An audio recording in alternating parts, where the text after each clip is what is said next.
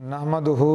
ونصلی ونسلم علی رسول الکریم اما بعد فاعوذ باللہ من الشیطان الرجیم بسم اللہ الرحمن الرحیم وآتوا حقہ یوم حصادہ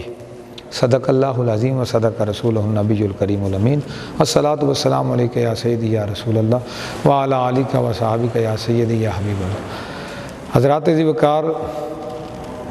آج ہم بات کریں گے مختصر وقت میں عشر کے حوالے سے۔ اللہ تعالیٰ نے قرآن پاک میں ارشاد فرمایا وَآتُوا حَقَّهُ يَوْمَ حَصَادِهِ، کھیتی کے کٹنے کے دن اس کا حق ادا کرو۔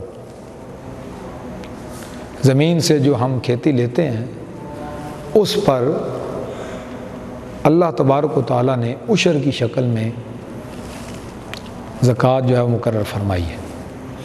کریم آقا صلی اللہ علیہ وسلم نے فرمایا کہ جس زمین کو آسمان یا چشموں نے سیراب کیا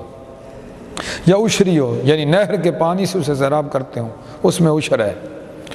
اور جس زمین کے سیراب کرنے کے لیے جانور پر پانی لاد کر لاتے ہوں اس میں نصف عشر یعنی 20واں حصہ ہے۔ حضرت انس رضی اللہ تعالیٰ عنہ سے روایت ہے، حضور فرماتے ہیں کہ ہر اس شے میں جسے زمین نے نکالا 10واں حصہ ہے یا 20واں حصہ ہے، عشر ہے یا نصف عشر ہے۔ ان احادیث کی روشنی میں جو بھی زمین سے ہم کھیتی حاصل کریں گے نفع لینے کے لیے، اس پر یا تو عشر آئے گا یا نصف عشر آئے گا۔ اگر ہم اس کو پانی دیتے ہیں کنویں کا اور اپنے پیسوں سے ٹیوب ویل وغیرہ کا پانی ہم اسے لگاتے ہیں تو اس صورت میں اس پر 20واں حصہ ہوگا، اور اگر آسمان کے پار سے قدرتی چشموں کے پانی سے زمین سیراب ہوتی ہے تو اس میں 10واں حصہ ہوگا، یعنی 10 من گندم پہ 1 من گندم دینی ہوگی۔ اور دوسری صورت میں جب ہم پانی خرید کر لگا رہے ہیں تو اس صورت میں 20 من گندم پر 1 من ہوگا۔ اور یہ جو عشر ہے یہ زمین سے جتنی پیداوار ہوگی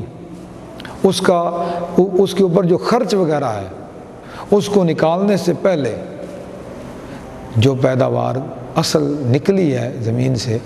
اس سے عشر ادا کیا جائے گا 20واں حصہ۔ آج اس سے بھی لوگ غافل ہیں، کہتے ہیں ہمارے جو ہے وہ فصل میں برکت نہیں ہوتی، ہماری فصل جو ہے وہ ضائع ہو جاتی ہے، ہمیں اس سے نفع نہیں ہوتا۔ وہ اللہ کے بندو، نبی پاک صلی اللہ علیہ وسلم کی وہ حدیث پاک ہے کہ خشکی میں اور سمندر میں جو مال ضائع ہوتا ہے وہ زکوٰۃ ادا نہ کرنے کی وجہ سے ہوتا ہے۔ ہم زکوٰۃ ادا نہیں کرتے تو ہمارا مال ضائع ہوتا ہے، تو یہ عشر ہم ادا نہیں کریں گے تو کھیتوں کا نقصان تو ہوگا۔ ہمارا یقین ہی بہت کمزور ہو گیا ہے، اللہ تعالیٰ کی ذات پہ ہمارا بھروسہ ہی نہیں رہا۔ ہمیں اللہ تعالیٰ کی ذات پہ بھروسہ رکھنا چاہیے اور 20واں حصہ فوراً نکالنا چاہیے، پھر دیکھیں کتنی برکتیں ہوں گی، کتنا اللہ کا کرم اور کتنا اللہ کا فضل ہوگا اور اللہ تعالیٰ کی رحمت کی برسات ہوگی۔ نبی رحمت صلی اللہ علیہ وسلم کی حدیث سے پاک موجود ہے، ایک شخص نے سنا بادل کو حکم ہو رہا ہے کہ فلاں علاقے میں جاؤ اور جا کر فلاں علاقے کے اندر فلاں کے باغ کو جو ہے وہ پانی پلاؤ۔ وہ بادل کے پیچھے پیچھے چل پڑا، ایک جگہ پہ بادل برسا، پانی جمع ہوا، آگے کھال میں چل پڑا، آگے کے بندہ کسی لے کر اس پانی کو اپنے باغ کو لگا رہا تھا،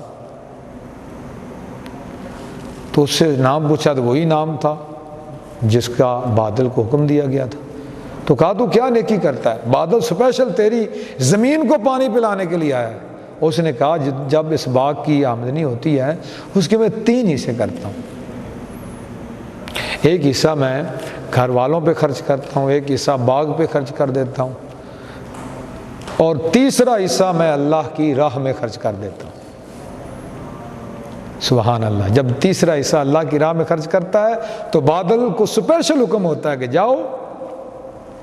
اور اس میرے بندے کے باغ کو پانی پلاؤ۔ اگر ہم بھی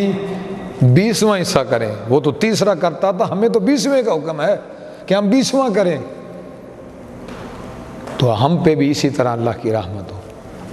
اور بے موسمی بارشیں نہ ہوں، پھر جب ضرورت ہو اس وقت بارش ہو اور جب ضرورت نہ ہو اس وقت نہ ہو۔ یہ جو بے موسمی بارشیں ہوتی ہیں یہ اسی وجہ سے ہوتی ہیں کہ ہم فصل کا حق ادا نہیں کرتے،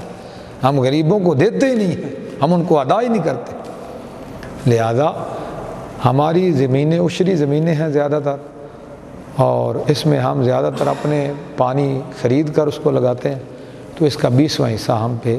عشر آتا ہے، وہ کماد ہو، وہ سبزی ہو، وہ گندم ہو، وہ کوئی بھی زمین سے ہم فصل لے رہے ہیں جس کا ہمیں نفع مل رہا ہے، منجی وغیرہ ہے، آلو ہے، مکی ہے، اس کا 20واں حصہ نکالیں تو کتنے غریب جو ہیں ان کے گھروں کے چولہے وہ جل اٹھیں گے، ان کے بچے پیٹ بھر کے کھانا کھائیں گے، کتنے یتیم بچے وہ سکھ سانس لیں گے، اور کتنی بیوہ عورتیں جو ہیں وہ آپ کے اس عشر کی ادائیگی کی وجہ سے وہ سکھ کی نیند سو سکیں گی۔ اللہ تعالیٰ نے ہمیں دیا ہے تو ہمیں اللہ کی راہ میں خرچ کرنا ہے۔ اس میں ایک مسئلہ یہ ہے کہ جو ٹھیکے پہ زمین دی جاتی کرائے پہ، تو اس کا عشر کون ادا کرے گا؟ جس نے کرائے پہ زمین لی ہے، اس کو ہی فصل مل رہی ہے، وہی نفع لے رہا ہے، تو وہی اس کا عشر ادا کرے گا۔ باقی جس کو کرایہ ملا ہے وہ زکوٰۃ میں دیکھیں گے، اگر صاحب نصاب ہے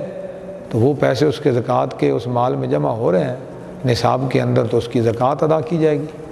اس کا الگ مسئلہ ہے، اس کا الگ مسئلہ ہے۔ تو آج یہ گندم کا سیزن چل رہا ہے، ہمیں چاہیے کہ ہم دینی مدارس کو گندم جو ہے وہ بھیجیں۔ دیکھیں لاک ڈاؤن کی وجہ سے مدارس کے اساتذہ کو تنخواہیں دی جا رہی ہیں، مدارس کے بل بھی ادا کیے جا رہے ہیں، لیکن آمدنی وہاں پہ اب نہیں ہے، تو ہمیں طلباء کرام کو یہ دینی چاہیے، اور وہ تملیک والے ہیلہ سے مدرسہ کی خدمت کریں گے اور اس سے مدارس کا نظام چلتا رہے گا۔ اللہ تعالی ہمیں نبی پاک علیہ السلام کے احکامات کی تعمیل کی توفیق عطا فرمائے، اور عشر کو ادا کر کے برکتوں کو سمیٹنے کی سعادت عطا فرمائے، آمین۔